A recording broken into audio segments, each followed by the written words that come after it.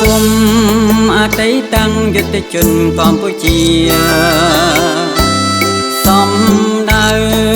ពំពីក្រុមមើលថាអតីតយុទ្ធជនប្រពន្ធពុកម៉ែឈានទៅកែប្រែជីវិតយើងទួយសមាគមការពារផលប្រយោជន៍សិទ្ធិកិត្តិយសមានពិតលែងកិត្តភ័យព្រួយសមាគមខិតខំផ្ដល់ជាជំនួយសមាគមប្រឹងជួយអតីតយុទ្ធជនសមាគមបង្កើនស្មារតីសាមគ្គីជួយគ្រប់នីតិសមាជិកក្រោយមុនជួយកា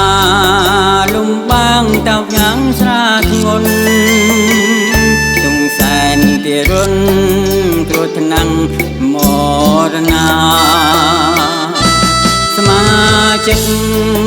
ទាំងអង្គអំណរគុណក្រៃសមាគមថ្លាថ្លៃប្រមុំរន់ថាថ្ងៃទី21ខែមីងធំណាដែលជួអង្គចាសម្ដេចហ៊ុនសែន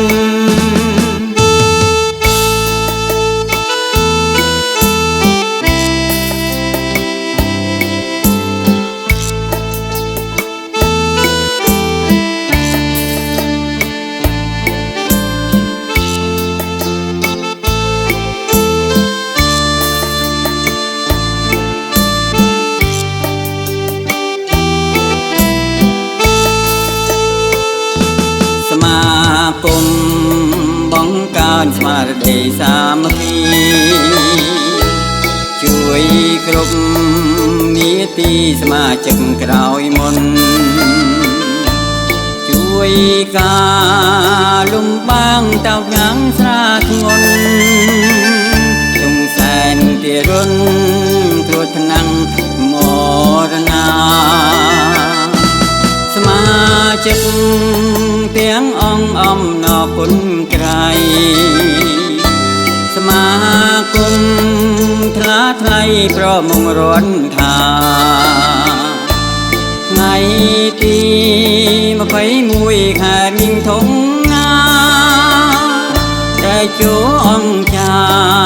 សម្ដេច